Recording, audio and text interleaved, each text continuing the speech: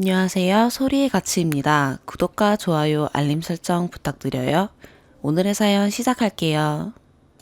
첫 번째 사연입니다. 결혼한 지 2년 차입니다. 신혼은 지났지만 신랑과 나름 사이 좋고 별 트러블 없이 살고 있었습니다. 한 달 전까지만 해도요. 한 달 정도 전에 시누이가 저희 집에 들어와서 살고 있어요. 원래 경기도권에서 자취하고 있었는데 그 집 계약이 끝났기도 했고 이젠 서울에서 살고 싶다고 올라왔어요. 근데 시부모님이 원룸 건물을 하나 갖고 계시는데 그곳이 저희 집 근처예요. 걸어서 10분 정도예요. 현재는 빈 방이 없고 10월에 월세 사시는 분이 방 빼신다고 그 방을 신우가 산다고 시부모님과 시누이는 얘기가 끝난 상태더라고요. 그러면서 저희 집에 10월까지만 신우 방 하나를 내달라고 합니다. 저희 집은 방이 3개이고 안방, 옷방, 컴퓨터방으로 사용하고 있어요. 사실 컴퓨터방은 거의 사용 안 하고 잡다한 것들이 있고요. 폰으로만 생활하다 보니 사용 안 해요. 그 방을 신우가 쓰게 하자고 부탁이 아닌 통보를 하시더라고요. 참고로 이 집 얻을 때 시댁 지원 없었어요. 시부모님 원룸 건물 지으신 지 얼마 안 됐는데 다 빚이래요. 월세 들어오는 거 다 은행에 들어가는 돈이라고 하네요. 그래서 결국 친정에서 2억 5천 지원해 주셔서 이 돈과 신랑 저 모은 돈에서 대출 없이 집 얻었고요. 친정에서 지원해 준 이유가 대출 받지 말라고 지원해 준 거고 그리고 매월 50만 원씩 5천만 원은 갚기로 했고요. 실질적으로 2억 지원해 주신 거죠. 결혼할 때 시어머님이 하시는 말씀이 건물이 다 은행 빚으로 한 거라 지원을 못 해준다. 대신 우리 노후는 알아서 할 테니 생을 마감할 때까지 신경 쓰지 말아라. 너 시집살이 걱정하지 말아라. 난 너네 신경 안 쓴다. 너네만 둘이 알아서 잘 살면 된다. 였어요. 결혼 후 지금까지 시댁에 생활비 드린 적 없고 명절, 생신, 어버이날 용돈은 드립니다. 그리고 솔직히 같이 안 살아서 그런지 시집살이 그런 것도 없었어요. 명절 때도 음식 같이 하시고 제가 며느리로서 스트레스 받은 적은 없어요. 근데 갑자기 시누이 방을 내달라니 솔직히 짜증나고 싫었어요. 처음엔 제가 너무 불편할 것 같았고 또 얼마나 신경 써야 할 것이며 해서 싫었는데 지원 한 푼 없으셨으면서 시어머니가 방 하나를 달라 말라 하시는 것에 화가 나더라고요. 너네 빈방 하나 남는 거 그거 줘라. 정말 이렇게 말씀하셨어요. 저는 신우랑 친하지도 않아요. 명절 때 인사 정도만 해요. 음식 먹으면 방에 들어가고 갈 때 되면 인사하고 평소에 연락 안 하고요. 그렇다고 신우짓 하는 스타일은 더더욱 아니고요. 여우 스타일도 아닙니다. 아예 대화가 없다고 보면 됩니다.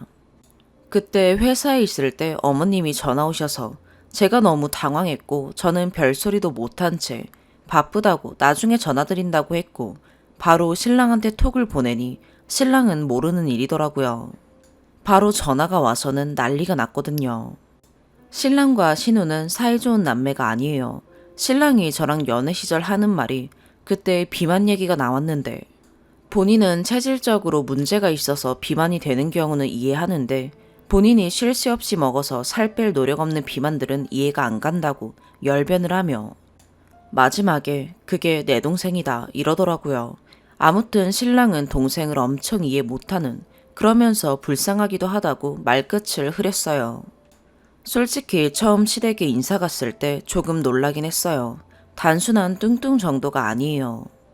아무튼 신랑이 그날 바로 시어머님한테 전화해서 안 된다고 했고 바로 시어머님이 저한테 전화 오시고 몇 날 며칠을 전화하시는데 저는 신랑이랑 통화라고 하고 그러다가 저희 집에 오셨어요. 앉아서 하시는 말씀이 신랑한테 그래도 네 동생인데 불쌍하지도 않냐고 이제야 서울도 오고 사람답게 살겠다는데 그거 하나 못 도와주냐고 몇 달이면 되는데 그게 힘드냐고 눈물을 흘리시는데 충격적인 게 저한테 그래도 내 자식 큼이라 너한테 얘기 안 하려고 했는데 마음의 병 때문에 서울이 싫어서 경기도에 가서 혼자 쥐 죽은 듯 살았다고 내용이 즉슨 비만 때문에 학창시절 때 항상 따돌림을 당하고 놀림을 받았대요. 그 후 대학에 입학해서도 이어졌고 결국 학교도 그만두고 경기도로 간 거라고 하네요. 혹시나 아는 동창 마주칠까 봐서요. 이제야 일도 하면서 다시 시작하고 싶어서 서울에 오는 거랍니다. 뭐 결론은 그렇게 해서 저번 달부터 저희 집에 살고 있어요. 근데 제가 너무 스트레스를 받고 있어요. 저도 제가 이럴 줄 몰랐는데 음식 때문에 스트레스를 받습니다. 제가 식탐이 있는 것도 아닌데 신우가 절 그렇게 만듭니다. 저는 늘 일요일에 일주일 동안 먹을 반찬을 만들고 밥을 대량으로 2번 해서 밥쿡에 담아 냉동실에 얼려둬요. 신랑이랑 둘이 살 땐 20개씩 만들어놨는데 신우가 오고 나선 40개씩 만들어놔요. 전엔 20개씩 만들어 놓을 때도 밥은 항상 남았고요. 아침 먹고 회사에서 점심 먹고 제가 저녁은 거의 안 먹는 경우가 많거든요. 대신 아침은 꼭 챙겨 먹는 습관이 있습니다. 아침을 먹지 않으면 하루 일이 안 돼요. 신우 오고 40개를 해놓는데도 목요일쯤 되면 밥이 부족해요. 솔직히 밥국 용기가 작긴 해요. 햇반 작은 거 분량이에요. 아니 그래도 40개를 해놓는데 목요일 아침에 밥이 떨어지는 게 말이 되나요? 신랑은 많이 먹어봤자 2개입니다. 그것도 저녁만 먹어요. 저는 늘 하나 먹고요. 아침만 먹고 저녁은 주말만 먹는데 말이죠. 재택근무라 집에 있는 신우가 한 끼에 2~3개씩 먹어도 남아야 하는 게 정상인데 먹었던 그릇도 치우지 않아서 보니까 어떨 때는 밥국 용기가 13개 겹쳐 있더라고요. 게다가 반찬은 정말 딱 이틀 가더라고요. 살면서 반찬 가게에서 반찬을 산 적이 없는데 이젠 반찬도 종종 삽니다. 제가 손이 큰 편이라 많이씩 한다고 하는데도 이틀이면 없어져요. 짜증나서 고추 참치 5개 든 거 2줄이랑 김 36봉짜리 사다 놨더니 이것도 저는 입도 못 대고 하루 이틀이면 없어져요. 과일, 우유는 전날 사면 다음날 구경도 못 하고요. 집에서 하루 종일 먹기만 하는 건지 소파에 과자 부스러기, 식탁 위에 배달 음식, 하다못해 욕실에 초콜릿 껍질까지 온 집안에 음식 먹은 흔적을 남깁니다. 국은 한 솥씩 매일 끓이고요. 제가 아침을 꼭 먹어야 해서 일부러 안 해놓으면 제 손해이기도 해요. 집 주변, 회사 주변은 아침에 오픈하는 식당도 없고 편의점 김밥도 못 먹겠고 돈 몇 푼 든다고 이러는 게 아니라 아침에 밥 먹으려고 보면 먹을 게 없으니 짜증이 나요. 전날 과일, 우유, 빵 등등 이것저것 주문해놔도 다음날 퇴근하면 없어요. 주말엔 거의 시켜 먹는데 원래대로라면 짬뽕 하나, 짜장면 하나, 탕수육 소짜 시켜도 탕수육이 남거나 배부른데 신우가 오고 나선 탕수육 대짜리, 짬뽕 하나, 짜장면 2개 이게 기본이고 여기서 요리 하나를 더 시켜요. 그리고 그날 저는 짬뽕이었는데 신우가 한 젓가락만 먹는다는 걸 진짜 거의 다 덜어가고 그럴 거면 2개를 시키던지 먹는 것도 와 탕수육 조각도 큰 걸 2~3개씩 먹어요. 군만두도 본인 짜장면 먹기 전에 다 먹고 양장피는 그릇 가져와서 정말 거의 다 가져가고요. 먹는 게 아니라 처먹는 걸로 보입니다. 밥맛 떨어져서 젓가락 내려놓고 저는 또 굶어요. 저번엔 하도 짜증나서 밥이랑 반찬을 안 했더니 뭔 배달 음식들을 시켜 먹곤 그걸 그대로 식탁 위에 두고 재활용도 안 하더라고요. 몇 개씩을 시킨 건지 그거 치우는 것도 일이에요. 신우한테 벌레 꼬이니까 먹은 음식은 바로 치워달라고 했는데도 네, 이 한마디가 끝이고요. 얘기를 해도 한 귀로 흘리고 네, 한마디 하고 문 잠그고 방에 들어가요. 사람이 심각하게 얘기를 하려고 해도 들으려 하지도 않아요. 정말 사람 미쳐요. 신랑한테 얘기하면 신랑이 문 쾅쾅 두들기고 나오라고 해도 모르세네요. 이젠 제가 신랑한테 얘기 안 하는 게 신랑이 목소리가 커요. 전에 신우가 먹은 것들 안 치워서 얘기한다고 나오라고 했거든요. 근데 문 잠그고 안 나오니 소리 지르고 옆집에서 시끄럽다고 찾아왔어요. 이후론 제 선에서 얘기하려고 해도 듣지를 않으니 아니 대화 자체를 시도를 못해요. 신랑이 늦퇴근이라 그 시간까지 안 치우면 정말 날파리가 끓고요. 그래서 결국 제 몫이에요. 새벽에 라면은 또 언제 끓여 먹은 건지 냄비도 식탁 위에 그대로 컵라면도 국물 남은 그대로 올려놓고 채소 설거지통에 담궈 놓지도 않아요. 피자 시킨 것도 빈 박스 그대로 놓고 양념치킨 혼자 시켜 먹고 양념소스 남은 거 박스 그대로 창틀에 둬서 날파리 끓게 하고 신랑이 난리치고 소리 지르면 방문 잠그고 시어머니께 전화해요. 주말에 족발 특대 하나랑 보쌈 하나랑 리뷰 이벤트로 막국수 사이즈업까지 해서 시켰는데 저는 보쌈 막국수 안 땡기고 족발만 땡겼거든요. 근데 저는 족발을 차갑게 먹는 걸 좋아해요. 그래서 작은 그릇에 몇 조각 담아서 랩해서 냉장고에 넣어뒀어요. 그리고 제 할 일 하고 씻고 나왔는데 냉장고에 족발이 사라졌어요. 저 그때 보쌈, 막국수에 손도 안 댔어요. 그 족발이 제 저녁이었고요. 그리고 특대시켜서 양이 어마어마했고 저 먹을 거 조금 담아놓은 거예요. 신랑은 안 먹었다고 하고 신랑의 신우방 년이 그 방에 그 빈 그릇만. 신랑이 열받아서 소리 지르고 저는 말리고 신우는 울고 시어머님도 전화 오고요. 족발 사건으로 시어머님이 저한테 전화 오셔서 먹는 걸로 사람 마음 상하게 하면 안 된다고 하시는데 열받아서 다다다 말씀드렸어요. 어쩜 본인이 먹은 음식 치운 적 없는 것부터 냉장고에 있는 음식들 본인만 입이라고. 어쩜 같이 사는 사람 생각도 안 하냐고. 이런 식이면 제가 너무 힘들다고. 방 비워줬으면 한다고. 스트레스로 회사 일까지 힘들 정도라고. 최소한 본인이 먹은 음식은 치워야 하지 않냐고. 한 번도 치운 적이 없다고. 퇴근하면 치우는 게 제 일이라고.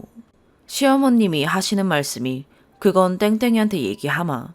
이제 본인이 먹은 건 알아서 치울 거다.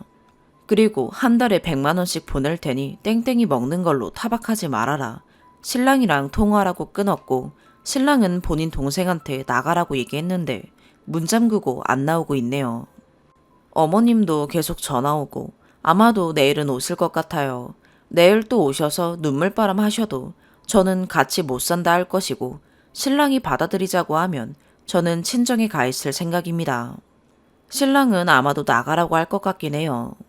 전화야 차단하면 되는데 집에 찾아오시니 미칠 것 같아요. 신우 오고 나서 제가 회사에서도 요즘 왜 그러냐고 직장 동료한테 들을 정도로 날이 서 있어요. 답답하고 정말 계속 같이 살다간 미쳐버릴 지경입니다.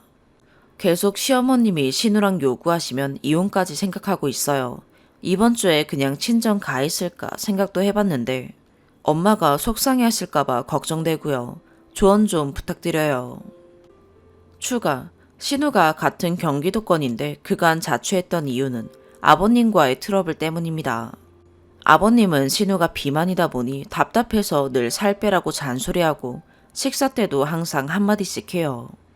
명절 때 저 있는데도 계속 뭐라고 하십니다. 시아버님 호통치시는 수준입니다. 그에 반해 시어머님은 너무 오냐오냐 시키고요.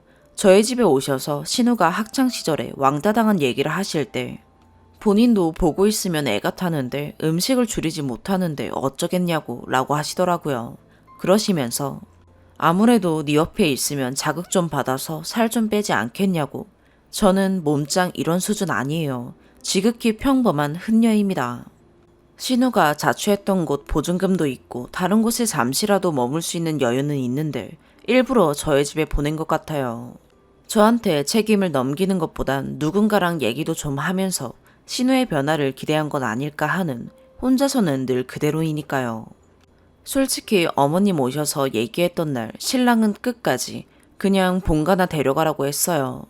근데 그걸 제가 왕따 당했었단 말에 너무 짠해서 받아들인 거예요. 근데 정말 이럴 줄은 몰랐어요. 신우가 직장 생활을 해본 적 없이 밥벌이는 재택근무로만 해왔어요. 자세히는 모르는데 디자인 그런 쪽이요. 꾸준히 일 있는 게 아니라 가끔 해요. 시어머님이 도움을 주셨는지까지는 모르겠고 게다가 여지껏 친구 한 명 없었대요. 인간관계를 갖고 산 적이 없어서 그런가 눈치가 없어요. 살이 점점 커져간다고 저건 찌는 수준이 아니라고 여지껏 신우 다이어트 시도하는 것조차 못 봤다고. 근데 제가 봤을 땐 혼자서는 무리예요. 병원 도움을 받아야지. 게다가 절대 의지도 없어 보이고요. 저는 살보단 정신과 상담을 받게 하고 싶어요. 사람이랑 대화 자체를 피하고 매일 그 방에 문 닫고 혼자만의 세상에 사는 사람인데 언제까지 저러고 살 순 없잖아요. 그렇다고 저한테 대들고 싸가지 없게 말하지도 않아요. 대답이라곤 조그맣게 네. 그리고 유일한 대화가 언니 이거 조금 먹어도 돼요? 이럴 때인데 말투가 온순해요. 정말 쓰면서도 답답합니다. 왜 저렇게 사는지 모르겠어요. 지금은 돈백이든 천이든 무조건 싫어요. 제가 너무 지쳤어요. 이 짜증이 회사에서도 이어지니 죄 없는 후배한테 신경질적인 상사가 되어가고 있어요. 성격 파탄자가 되어가는 기분입니다. 두 번째 사연입니다. 결혼 3년 차인데 남편한테 점점 정이 떨어지다 못해 이혼 생각이 드는 요즘입니다. 오늘도 남편 때문에 짜증이 나서 잠도 안 오고 주절주절 생각나는 몇 가지만 적어봐요. 평소 무단횡단을 하는 사람을 보거나 신호위반을 하는 차를 보거나 하면 흥분해서 상대방이 다 들리게 욕을 하고 그냥 넘어가질 못합니다. 상대방이 욕을 듣고 시비가 붙어 싸운 적이 여러 번입니다. 같이 운동을 하려고 헬스를 끊으러 갔는데 결제하시는 분이 현금으로 하면 몇 프로 할인 가능하다는 안내를 해주니 바로 그 자리에서 그거 다 불법이라며 어디다 전화를 해서 신고를 합니다. 제가 꽃집을 하는데 바로 옆 건물에 식당이 2개 있어서 가끔 점심시간에 주차 공간 부족으로 제 가게 앞쪽에 불법으로 주차하시는 분들이 있습니다. 저는 그러려니 하는데 남편이 어쩌다 보게 되면 바로 불법 주차로 신고를 해버립니다. 이것 때문에 싸움이 크게 난 적도 있었어요. 같이 재래시장에 갔다가 그 안에 분식점에서 순대, 떡볶이 먹고 계산할 때 카드 안 된다고 하니 나이 지긋하신 할머니를 또 바로 신고하네요. 그거 신고하고 차로 가는 길에 시장 밖에 노점상도 죄다 신고했어요. 지인 가게에 옷 사러 가서도 현금 우대 써있는 거 보고 계속 불편해하길래 제발 좀 조용히 넘어가자고 말렸어요. 그런데 그 가게에 명품 옷 짝퉁을 파는 거를 보더니 결국 또 신고했고요. 자주 시켜먹는 중국집이 있습니다. 사장님이 직접 배달도 하시고 단골이라고 종종 서비스도 챙겨주시는데 어느 날 이분이 헬멧을 안 쓰고 배달하는 걸 목격하자마자 그 자리에서 신고했습니다. 최근에도 동네 자주 가는 슈퍼에서 봉투값 안 받고 담아줬다고 신고해서 미안해서 그 슈퍼에 가지도 못합니다. 원래 봉투값 받으시는데 구매 금액이 10,000원 딱 맞게 떨어져서 그날만 안 받으셨던 겁니다. 택시를 타고 가다가 어떤 분이 다급하게 손을 흔들다 못해 택시 앞을 막고 배가 너무 아파서 그런다고 좀 태워주시면 안 되냐고 했고 마침 조금만 가면 병원이고 저희도 그 방향이라 합승을 했습니다. 그분은 아파서 식은땀 흘리면서도 감사하다고 인사까지 했는데 내리자마자 번호판부터 찍더니 합승 불법이라며 또 신고했어요. 제발 좀 그냥 넘어가면 안 되냐고 얘기를 해봐도 왜 그래야 하냐고 오히려 따지고 들고 대화를 하다 보면 스트레스만 더 쌓입니다. 이건 오늘 있었던 일인데 이 동네 폐지 주우러 다니는 노부부가 계세요. 이분들이 저희 아파트 빈병 분리수거하는 통에서 병을 좀 꺼내 가시는 걸 남편이 발견한 겁니다. 집에 오자마자 또 씩씩거리면서 신고하네요. 관리실에도 전화해서 따지고요. 진짜 해도 해도 너무한다고 화를 내니 너처럼 물러터져서 세상 어떻게 사냐고 오히려 저를 바보 취급합니다.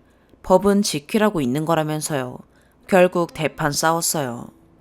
연애 때는 저런 모습 전혀 안 보여서 몰랐다가 결혼하고 나니 매사에 저런 식이라 너무 정이 떨어지는데 제가 이상한 건가요? 추가, 댓글 하나하나 빠짐없이 정독했어요.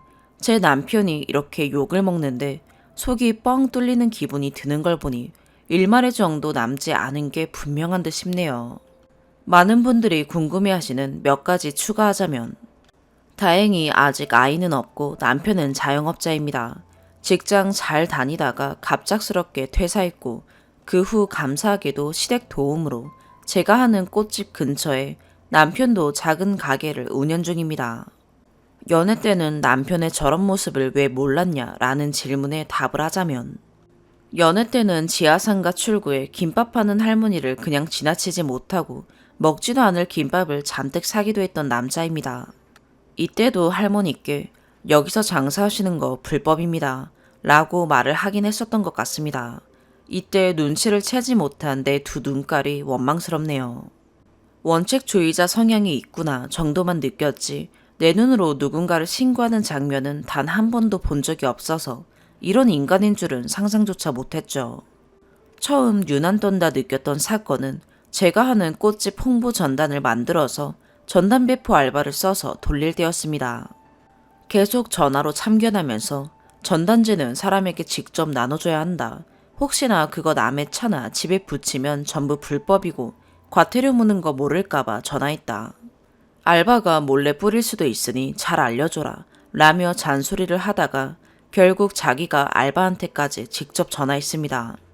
살짝 피곤해서 짜증나긴 했지만 이때까지만 해도 제가 과태료 물까봐 걱정해주는 거로만 알고 고맙기까지 했어요. 결혼 후 1년쯤 지나면서 슬슬 본색이 나왔던 것 같아요. 전 일요일은 쉬고 남편은 일요일에도 장사를 합니다. 보통은 11시쯤 일어나는데 일요일에 아침 일찍 일어나서 나가길래 어디 가냐고 물으니 교회를 간다는 겁니다. 예수 믿는 사람들 싫다던 인간이 갑자기 무슨 교회냐 물으니 씩 웃으면서 나가길래 의아했어요. 나중에 알고 보니 교회 근처를 차로 빙빙 돌면서 불법 주차된 차량들을 불박으로 다 찍으며 돌아다니느라 교회 간다고 한 거였습니다. 아직도 일요일은 알람해놓고 일어나서 꼬박꼬박 교회에 갑니다. 이 근처 교회란 교회는 다 순회한 듯 하네요. 남들은 남편이 외식하자고 하면 신난다던데 전 늘 불안에 떨어야 합니다. 유명한 먹자골목 한번 갔다가 호객행위 하시는 분들을 그냥 지나치지 못하고 전부 신고하는 거 보고 충격받은 적도 있고, 재작년 여름에 제 친구 부부랑 계곡에 간 적이 있는데 이때 저희는 과일, 간식, 음료 등을 준비했고 친구네가 고기, 밥을 준비했습니다. 도착해서 보니 취사 금지라고 크게 써 있었고 어쩌나 하다가 친구가 주변에 다른 사람들도 다 고기 구워 먹는 거 보니 괜찮은 거 아니냐며 우리도 그냥 먹을까 물었습니다. 당연히 남편은 그건 불법이라고 안 된다며 지킬 건 지키며 살자고 또 설교를 시작했고요. 분위기가 싸해지려고 해서 제가 백숙이나 먹으러 가자고 남편의 설교를 겨우 끊었어요. 결국 저희는 근처 백숙집에 가서 식사를 했는데 원두막식으로 한 테이블씩 떨어져 있는 구조였고 옆에 다른 테이블엔 다른 손님들이 음식 나오길 기다리며 고스톱 같은 걸 치고 있었습니다. 기다리다 저희 음식이 나왔고 남편이 혼자 차에 가서 한참을 안 오길래 가봤더니 계곡에 고기 구워 먹는 사람들 많은데 단속 안 하냐며 민원을 넣고 있었습니다. 물론 그 고스톱 치던 분들도 전부 신고했고요. 거긴 남편이 총각 시절에 한번 가본 적이 있는 곳이었습니다. 친구가 고기를 준비한다는 거 뻔히 알면서 미리 말도 안 해주고 왜 면전에 대고 그러는지. 괜히 가서 기분만 상하고 돌아왔네요. 이날 이후로는 부부 동반 모임이나 여행은 절대로 안 가리라 다짐했어요. 그리고 가장 크게 싸웠던 사건도 적어보겠습니다. 어릴 적 친정아버지가 소주 한 잔 걸치시면 전기구이 통닭을 사들고 오셨던 추억이 있습니다. 트럭에서 파는 전기구이 통닭, 요즘은 보기 힘든데 저희 집에서 10분 정도 거리에 매주 목요일마다 트럭으로 장사하시는 분이 계세요.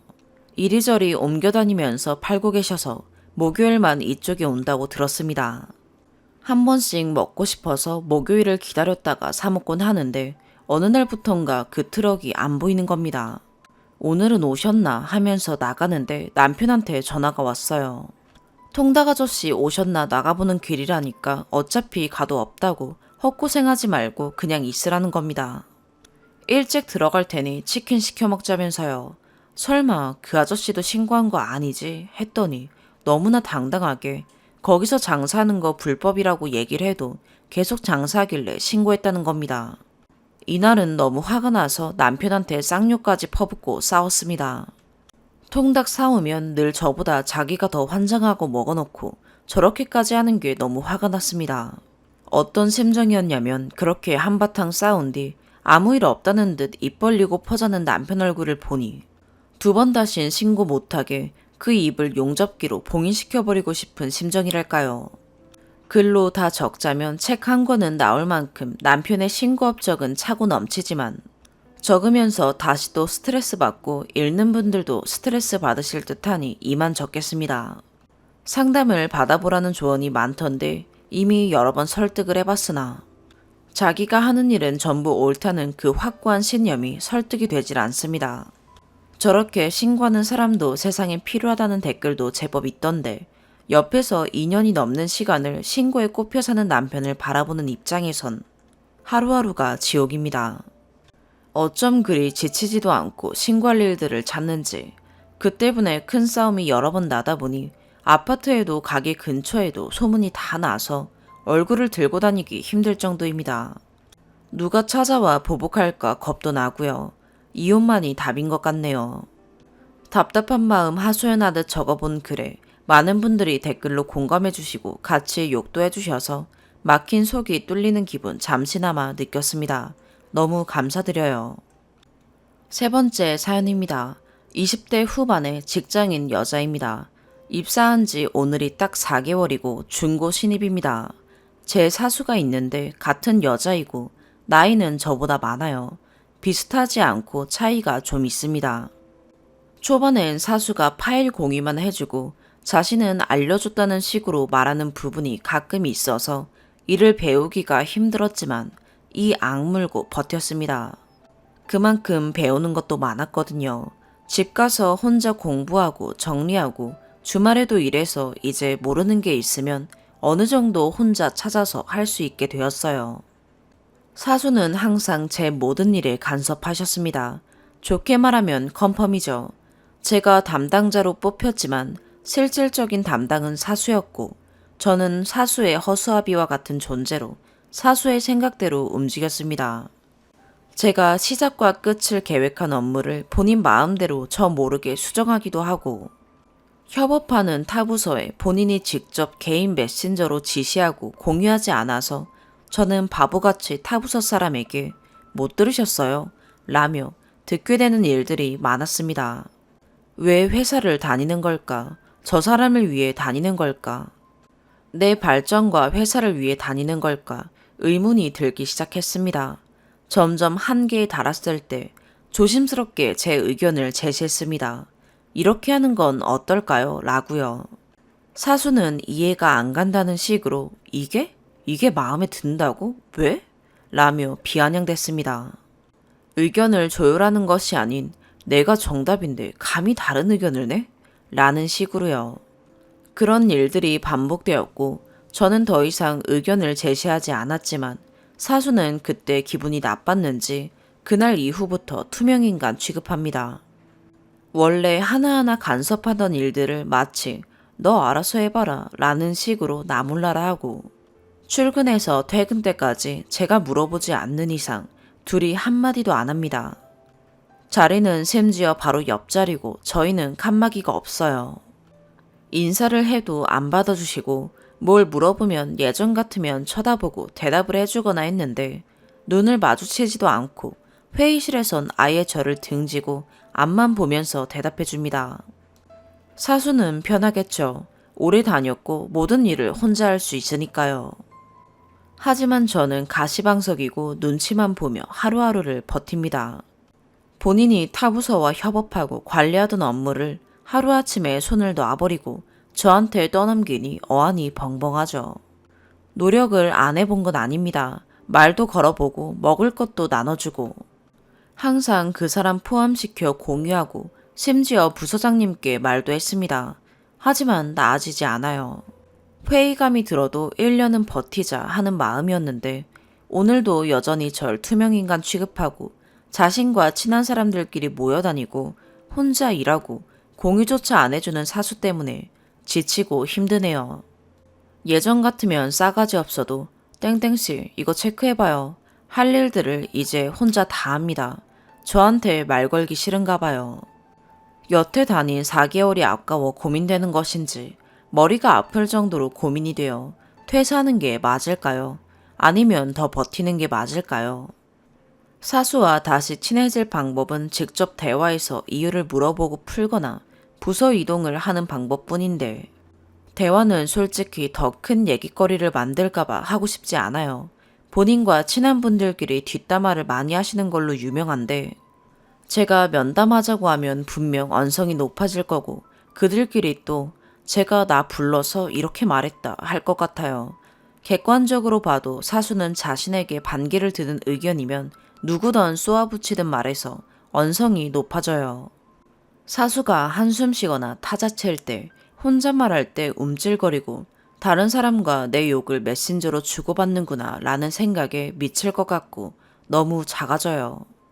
이러다 정신병이 오는구나 싶을 정도로 저의 모든 신경이 다 사수의 행동에 집중돼요. 오늘도 혼자 밥 안 먹고 앉아있으니 사수는 밥 먹으러 친한 사람들끼리 나가버리고 외근 나가는 스케줄도 다른 사원분께 말하는 걸 엿들어서 알았어요. 일만 하고 싶은데 일보다 이 사람의 정치질과 행동에 제 모든 말초신경이 반응해서 힘들어요. 퇴사하는 게 정말 맞을까요? 추가. 우선 너무 많은 공감과 댓글들 정말 감사합니다. 이렇게 한번 쓰고 나니 좀 우울했던 것도 없어지더라고요. 읽어주시기만 해도 감사했을 텐데 댓글까지 달아주셔서 감사합니다. 글을 올린 이후에 몇 가지 추가할 부분이 있어서 글을 추가해요. 그 사이 사수와 저의 감정의 골이 더 깊어진 기분을 느꼈습니다. 이제 인사를 그냥 무시하는 것이 아닌 무시를 하고 다른 사람에겐 인사를 해주는 걸로 업그레이드 됐네요. 제가 인사할 땐 아무 말 안 하고 일하다가 다른 사람이 인사하면 네, 안녕하세요 라고 하네요. 신경 쓰지 말아야지 하면서도 사람이 참 눈에 보이고 들리니 그게 쉽지 않더라고요. 여전히 저에게 말 한마디 안 거시고 저도 딱히 인사 외엔 말 걸 일이 없어서 말 안 하고 있어요. 제가 할 수 있는 노력은 인사 잘하기, 먼저 말 걸기 등이었는데 효과가 없네요. 사실 억울하기도 해요. 제가 잘못한 게 없는데 행여 있더라도 짚히는 게 있다면 의견 제시인데 그때 저에게 가장 화나셨을 거라는 게 느껴지거든요. 오늘도 업무 공유를 여전히 안 해주십니다. 제품 출시가 되었는데 사수에게 샘플이 있는데 전 아직도 못 보고 있어요. 참 웃기죠. 그 제품에 대한 업무를 해야 하는데 사수가 샘플을 공유 안 해주니 직접 물어보면 주겠지만 그 태도와 행동이 너무너무 스트레스 받고 신경 쓰이네요. 다른 사람 눈치를 많이 보는 편인데 날 싫어하는 사람의 눈치를 보려니 지옥이 따로 없네요. 무엇보다 더 느낀 건 방관자들이 너무 미워지기 시작했다는 거예요. 제 고민을 말했던 부서장님은 여전하시고 다른 분들도 다 느끼시는 거 분명한데 아무도 그 사람에게 왜 그러냐 말을 안 해요. 타 부서분들도 사수가 저에게 공유 안 해주는 거 뻔히 알면서 사수랑 의논해보시고 말씀 주세요 하시네요. 그분들은 신경 쓸 일도 아니고 아무런 죄도 없는데 제 피해 의식이 커지고 커져 결국 그런 오해까지 하게 됐네요. 아무래도 퇴사를 해야 할 것 같습니다. 일이 힘들거나 공공의적인 팀장이나 사장 등이 있고 직원들끼리 친하면 참고 무조건 다녔을 텐데 직속 사수의 일을 배워야 하는 입장인데 아무도 도와줄 시도조차 하지 않은 걸 보고 포기해야겠다 싶어요. 무엇보다 최근 가장 심해진 건 사수와 친한 분들과 지나가며 인사하거나 말을 할 때 그 사람은 아무 의미 없이 말했고 인사도 아무 의미 없는데 저 혼자 왜 쌀쌀 맞지? 날 싫어하나? 라는 생각에 일하기 전부터 힘들어지더라고요. 그리고 저와 유일하게 친한 분께 항상 그 사람에 대해 걱정하고 퇴사 얘기하는 것도 너무 죄송스러웠습니다. 퇴사나 부정적인 얘기도 한두 번이지 계속 들으면 많이 힘들잖아요. 하여튼 아무래도 퇴사를 결정해야 할 것 같습니다. 네 번째 사연입니다. 늘 올라오는 것만 재미로 눈팅하다가 저도 한번 고민을 털어놓고자 씁니다. 저는 20대 중반이고 제 와이프는 저와 동갑입니다. 짧게 연애 도중 뜻밖의 임신을 하게 되어 서로 낳자는 합의하에 제가 수중에 있던 돈으로 미니 3룸에 보증금 걸고 살림을 시작했습니다. 그간의 임신 소식을 처가에 알리며 지우라고 난리도 아니었죠. 저희는 도저히 그럴 수 없어 지우라는 말을 무시하고 살아가다 보니 어머니는 마음이 돌아서더군요. 아버지께서 좀 엄하시고 위치도 위치이시고 아무튼 쳐다보지도 않으셨어요. 그래서 중간중간 시간 비울 때 한 번씩 어머니 뵙고 식사 자리를 갖게 되고 명절 때 아버지 계신 자리도 찾아뵙고 하다 눈에 넣어도 안 아플 제 아이가 태어났네요. 얼마나 기쁘던지 아기가 태어나고 한 달 후 아기 보여드린 후부터는 풀리기 시작하시더라고요. 근데 이제부터 문제입니다. 찾아뵙고 저녁 식사를 하다 보니 술을 마시게 되고 같은 지역이지만 대리비가 아까워 어쩌다 보니 하룻밤 묵게 되었어요. 참고로 저는 외박하는 걸 무척 싫어합니다. 학창시절에도 친구 집에서 놀다 자고 오고 이런 것도 안 했어요. 집에서 자야 푹 잔다는 느낌이고 밖에서 자면 어딘가 모르게 불편하더라고요. 아무튼 그 일 이후 평일에도 가서 자고 오는 게 다반사. 한 번 가면 며칠씩 묵고 오는 날도 있었어요. 제가 집사람한테 중간에 얘기했습니다. 집에서 자는 게 좋다고요. 참고로 거기 가서도 뭐 눈치 주거나 일 시키고 그런 건 전혀 없어요. 그래도 저는 집에서 자는 게 좋네요. 그리고 이제부터가 문제입니다. 평일에는 어쩌다 보니 안 가게 되었는데 매주 금요일, 토요일만 되면 카톡에 전화에 안 오냐는 둥. 이게 옆에서 보면 스트레스가 장난 아니에요. 저도 평일에 일하고 주말에는 저희끼리도 좀 보내고 싶고 집에서 낮잠도 자고 하고 싶은데 이 문제 때문에 정말 안 싸우던 저희 부부가 한 1년 반 정도를 주말만 되면 서로 예민해지고 날서고 아무것도 아닌 일에 싸우게 되더라고요. 물론 집사람도 얘기는 합니다. 어떤 식으로 하는지는 모르겠지만 매주 가는 거 힘들다는 식으로 얘기를 해요. 그래도 그때뿐입니다.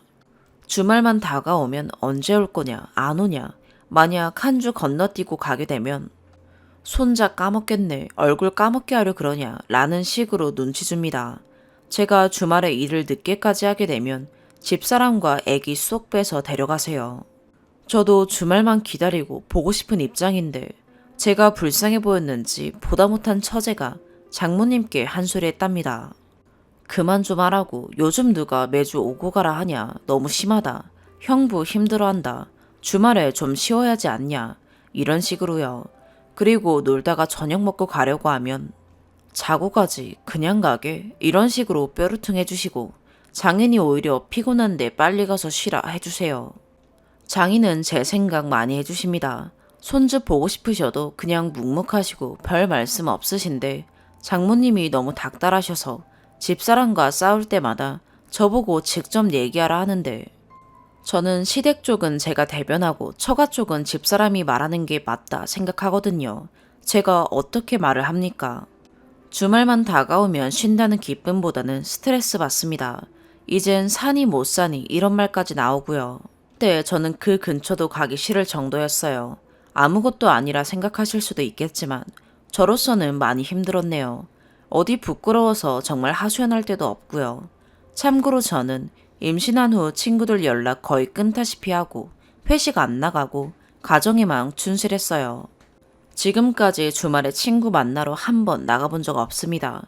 육아 집안일 잘 도와주는 편이라 생각해요. 그리고 저희 집 쪽에서는 강요 없습니다. 주말에 갈까 하면 오히려 피곤할 건데 집에서 쉬라고 하시고요. 그리고 집사람도 저와 마찬가지로 잘 안 나갑니다. 일하면서 중간중간 쓰느라 두서없어도 양해 부탁드립니다. 조언 좀 부탁드릴게요. 추가. 집사람과 싸울 때마다 본인들이 오시면 되지 않냐. 처가 살해하는 것 같아 싫다. 한 번 가면 집에 가고 싶어도 눈치 보여 가자 소리 못하고. 한 번은 작년 여름 비 엄청 많이 내리는 날 금요일에 조금 일찍 퇴근하고 비를 많이 맞아 몸살 기운이 있어 애기랑 같이 초저녁까지 자고 있는데 전화가 와선 안 오냐고 닥달하시더라고요. 몸이 안 좋아서 좀 쉬고 싶다니깐 시큰둥. 화가 머리까지 치밀어 오르는데도 싫은 소리를 잘 못해 결국 갔습니다. 같은 지역이라도 그리 가깝지만은 않아요. 편도 20km 정도, 왕복 50분 거리입니다. 차 안 막히면요. 주말만 되면 자유롭게 눈치 안 보고 놀고 쉬고 싶다 매번 얘기해요. 팔은 안으로 굽는다고 친정편 드네요. 정말 답답합니다. 두 번째 추가. 생각보다 너무 많은 관심 주셔서 놀랍기도 하고 감사 인사 먼저 드릴게요.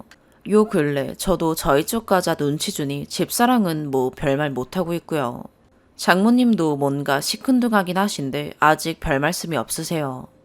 댓글에 해주신 조언 대부분 다 써먹어 봤습니다. 대놓고 말하는 거 빼고요. 이것만은 도저히 못하겠더라고요.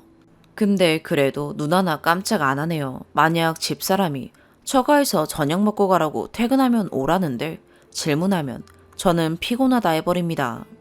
이러면 이제 집사람 시큰둥해지고 짜증내기 시작합니다. 그냥 성격인 것 같아요. 초반에는 제가 90%는 져주다가 이제는 잘 안 지거든요.